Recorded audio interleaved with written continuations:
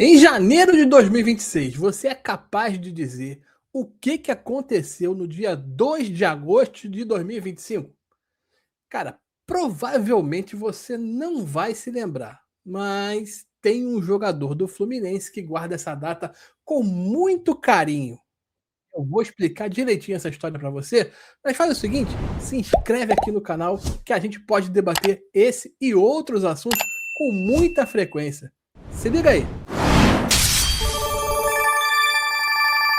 2 de agosto de 2025. Nessa data, o atacante Everaldo marcou seu último gol no ano com a camisa do Fluminense.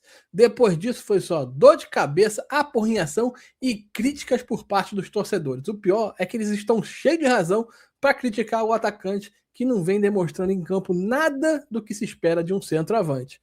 Para ver como é que o clima está tão pesado, que até a jornalista Bárbara Coelho, que é bem ponderada, perdeu a paciência e soltou o verbo. Olha só.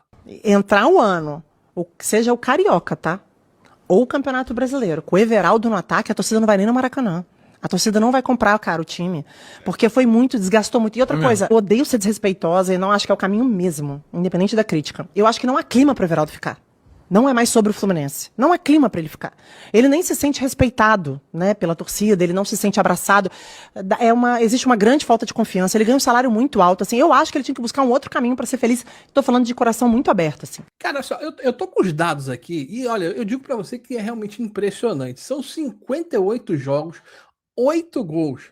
Cara, isso dá uma média, sabe de quanto? De 0,13 gols por partida. Ou seja, pro cara fazer um gol, ele demora 300 minutos para fazer um gol. É impressionante o nível de não aproveitamento do Everaldo.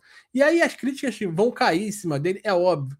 E muita gente que ainda. Não, muita gente não, eu fui até incoerente, não pode ser, porque ninguém tá defendendo.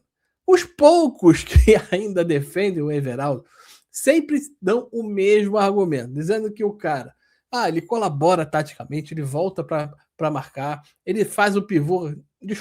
Desculpa. Esse argumento para mim não vale. Por que eu tô falando isso? Porque de um atacante, de um centroavante especificamente, você espera o quê? Gols. Ainda que ele faça esse outro papel que muita gente tende a defender, eu te pergunto, quantos gols saíram de uma jogada criada pelo Everaldo fazendo esse tipo de situação? Cara, esse tipo de argumento, cara, para mim é pior.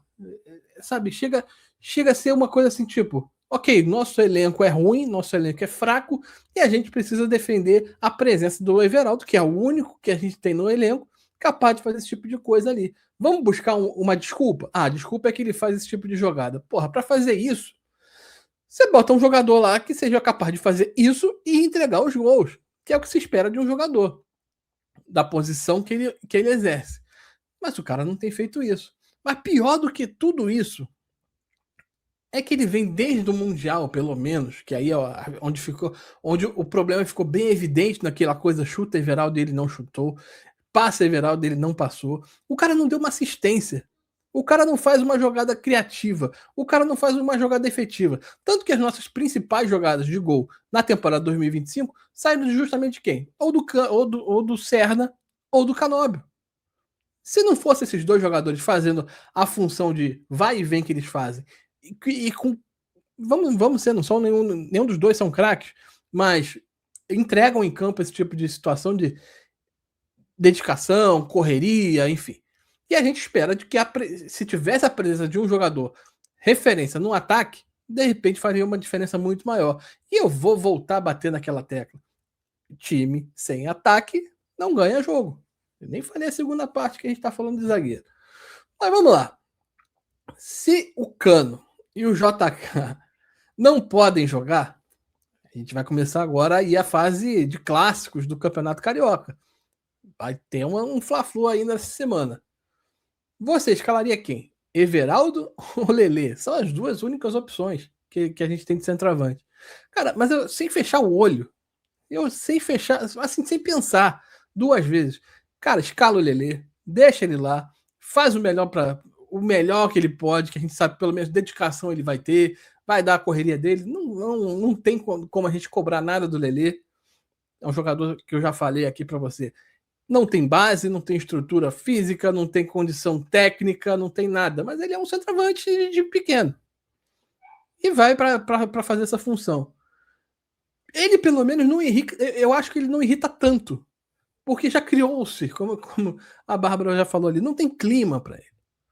Não tem mais ambiente. Criou-se um ranço. Na verdade é essa. Criou-se um ranço entre a torcida do Fluminense e o Everaldo. E aí, cara, como eu te falo, a gente aqui no Parla-Flu tem uma grande diferença, tá? Uma grande diferença em relação aos outros canais. Aqui eu não faço, eu não me submeto ao papel de fazer o papel de engenheiro de obra pronta. Vamos imaginar, e aí a gente vai força a tua imaginação, pede uma inteligência artificial aí para ajudar. Que o Everaldo entre e faça 15 gols em 3 partidas. Eu tenho certeza que amanhã vai aparecer um bando de gente falando: eu sempre apoiei o Everaldo, eu sempre quis o Everaldo no time, o Everaldo joga muito, ele estava numa fase agora. Se isso acontecer, eu tô aqui dando a minha cara a tapa dizendo para você: eu não quero o Everaldo no time. Porque ele justificou as críticas que a gente está fazendo até agora. Se mudar, eu vou falar, realmente, agora ele mudou. Mas as críticas até então, hoje é dia 21 de janeiro de 2026. Abraço pro meu irmão André, que tá fazendo aniversário hoje. Que ele não justifica a presença dele no elenco. Podem fazer cortes se isso acontecer? Eu acho que vai. É pouquíssimo improvável.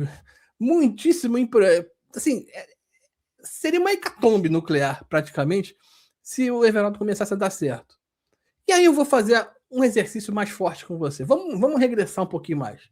Pra gente chegar aonde realmente tá a culpa disso aí. Cara, quem em sã consciência trouxe o Everaldo para ser a solução de ataque do time do Fluminense? E eu te pergunto isso porque é muito simples, cara. O Everaldo foi contratado em fevereiro de 2025. Vai completar um ano agora. O desempenho do Everaldo ao longo de sua carreira jamais foi algo absurdamente positivo. O melhor ano, o melhor desempenho que o Everaldo teve na sua carreira foi na Chapecoense. Que o fez, deixa eu até conferir aqui no Transfer Market, para não falar besteira, é isso aí. Que o fez jogar no Querétaro do México. O Querétaro do México é aquele time que ficou famoso porque o Ronaldinho Gaúcho foi jogar lá. Mas até então ninguém conhecia o Querétaro. Foi para lá, desempenhou seu papel, trabalhou e olha, deixando claro aqui, não tem nada contra a pessoa do Everaldo, tô falando do jogador.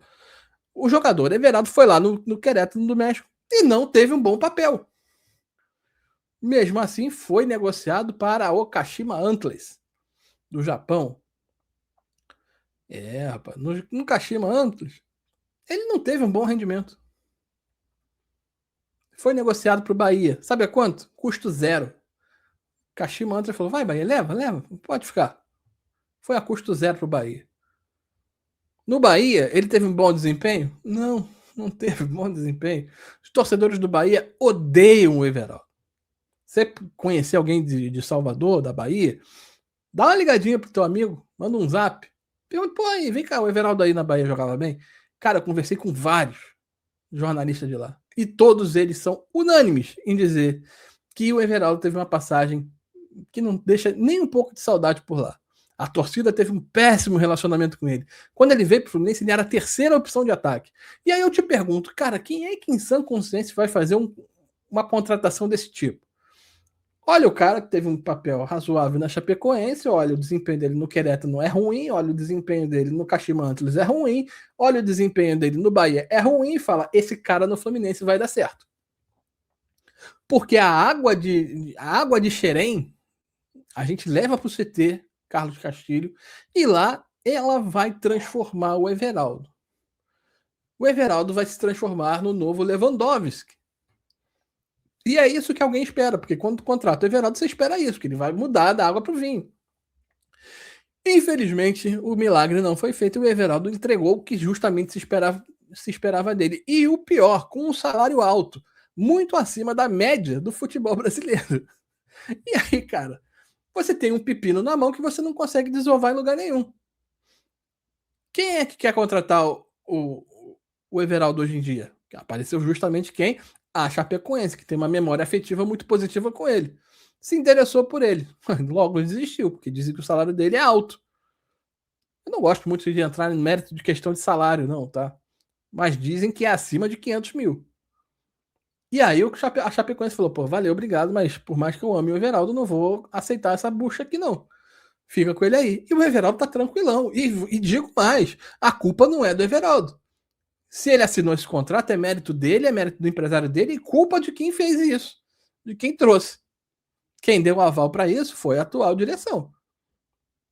Então, nesse sentido, me desculpe, Mário Bittencourt, me desculpe, Matheus, você ainda não era presidente, mas o Paulo Gione tá ali. Vocês são responsáveis por esse pepino que a gente tem aqui. E não consegue jogar ele em lugar nenhum. Eu acho que, assim, pensando como Everaldo, tá? Com todo amor e carinho, me coloco no lugar dele. Cara, se eu sou Everaldo, eu peço, presida, me manda para qualquer clube de Série A, eu aceito reduzir meu salário.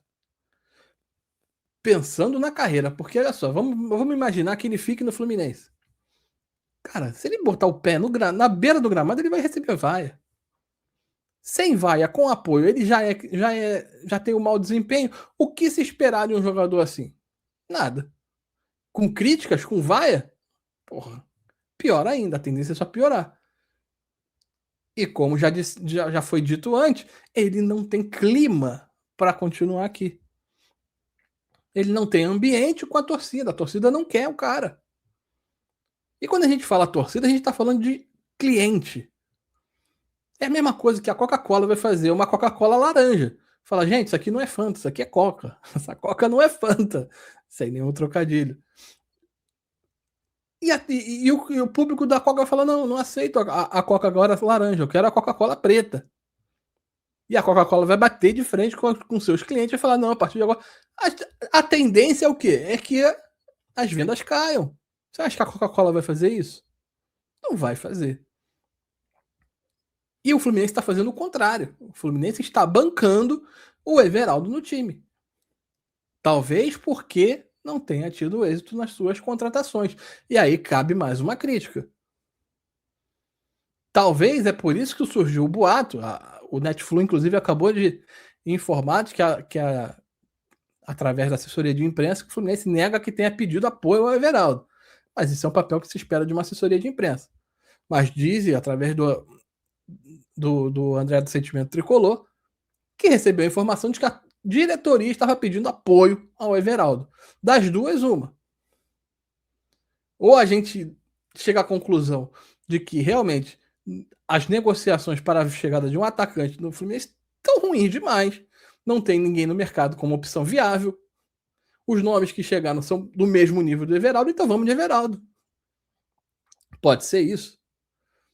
Agora, esse silêncio todo que a gente está acompanhando aqui, porque vai começar o Campeonato Carioca pro elenco principal. O Campeonato Brasileiro está batendo na porta daqui a uma semana. E não há nenhuma informação, nenhum boato surgindo sobre acerto com nenhum jogador de ataque, nenhum centroavante. Olha, eu posso concluir duas coisas. A primeira, como eu já falei, é de que realmente as negociações não estão andando. E a segunda é de que vai vir realmente um super nome que vai impactar todo mundo e eles estão conseguindo guardar as 7 chaves. Se for isso, eu bato palma. Mas não é o que me parece. Primeiro, porque o Fluminense não tem essa grana toda. Segunda, que dizem que está guardando dinheiro para, se possível, eu não aguento essa frase, se possível, trazer o Nino e o Everaldo na próxima janela. O Nino e o Ares na próxima janela. Eu não acredito, mas a gente tem que confiar na palavra das pessoas que estão lá representando o Fluminense falando isso. Eu não sei.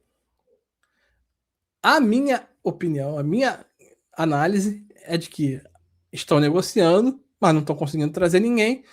E mais cedo ou mais tarde vai acabar chegando um jogador de nível médio para dizer: olha aqui, contratamos alguém que vocês estavam pedindo tanto, agora engulam eles aí e vamos que vamos.